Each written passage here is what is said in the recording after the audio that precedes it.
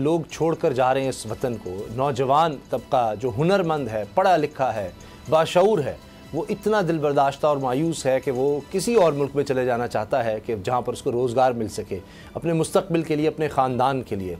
ये बड़ा अफसोसनाक पहलू है क्योंकि मुल्क में हालात इस वक्त अब ये हैं कि 8 महीने गुजर गए, कोई समत नज़र नहीं आ रही, कोई डायरेक्शन नहीं है इस हुकूमत की।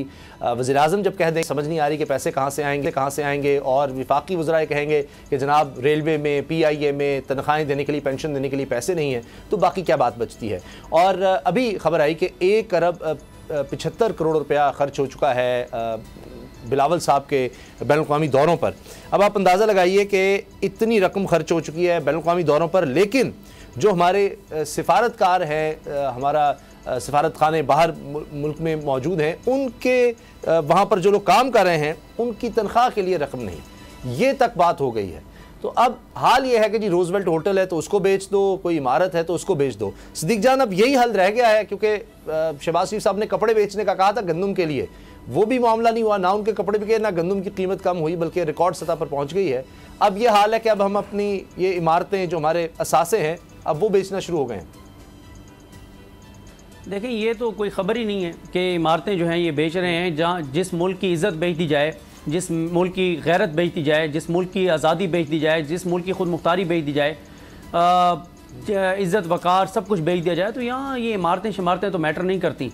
क्योंकि आपने देखा कि ये वो हुक्मरान जमात है जिन्होंने कहा कि हम जो है वो ग़ुलाम हैं, अमेरिका हमारा आका है, जिन्होंने कहा कि हम वेंटिलेटर पर हैं और वेंटिलेटर का स्विच अमेरिका के हाथ में है, उन्होंने स्विच बंद कर दिया तो बहैसियत कौम हम मर जाएंगे, हमारी मौत हो जाएगी। जो फजल रहमान साहब कहा करते थे कि हम भी अमेरिका के ख़िलाफ़ थे, लेकिन हम एहतराम, इज़्ज़त और तमीज़ के दायरे में रहते हुए अमेरिका को मुखातिब होते थे और अपना एहतजाज रिकॉर्ड कराते थे। इमरान खान तो बड़ा बदतमीज़ आदमी है, बड़ी बदतमीज़ी करता है अमेरिका के साथ। तो जिन्होंने मुल्क की इज़्ज़त और वक़ार सब कुछ गैरत मुल्क की बेच दी है, उनके नज़दीक ये इमारतें तो मैटर नहीं करती। क्योंकि इस वक्त मकसद जो था वो मकसद बड़ी तेज़ी से आगे बढ़ रहे हैं। अभी जो आपने प्रोग्राम के दौरान ही खबर दी, राना सनौला साहब की, जो नूरुल अरफीन साहब कह रहे थे कि उनका भी केस बंद हो गया है।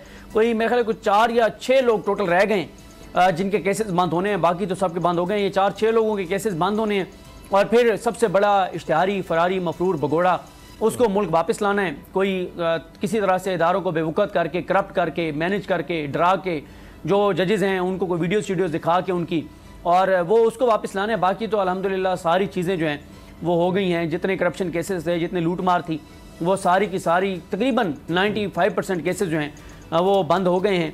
और आइंदा के लिए भी इंतज़ाम कर लिया है कि दोबारा इक़्तिदार में अगर ये आते हैं तो कुछ नहीं हो सकता, और अगर ये इक़्तिदार में नहीं भी आते, कोई और भी हुकूमत आती है, तो ऐसा बेहतरीन इंतज़ाम किया है इस दौरान कि वो भी आके और इनका एहतसाब जो है वो नहीं कर सकती। ठीक है, तो इसलिए ये जो आप बता रहे हैं, अगर आपको ये वीडियो पसंद आई है तो हमारा चैनल सब्सक्राइब करें और बेल के बटन पर क्लिक करें।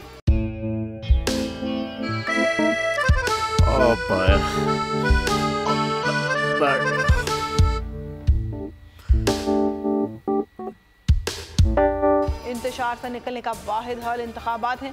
हकीकी आज़ादी मार्च आज रवा। हाँ, आयत के मुताबिक अगर आप उसको ये रिपोर्ट दे दें तो मैं आपको अपनी 4 सीटें दे दूंगा। मौलाना खान साहब, वो जो रिपोर्ट हमें दे दे और वो जो नीली पीली चैनल है वो लगाए।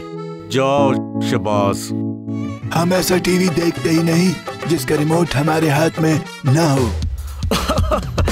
और यहाँ पे कोई 2 नंबरी नहीं चलेगी। और हम कोई गुलाम है जो आप रिमोट मांगे हम दे दें? Absolutely not. यहाँ पे सिर्फ पाकिस्तान का नंबर 1 चैनल चलेगा, बोल, जो हकीकी सहाफत की जंग लड़ रहा है पाकिस्तान के लिए, कोई और नहीं, सिर्फ बोल खड़ा है। आप सब भी बोल देखें।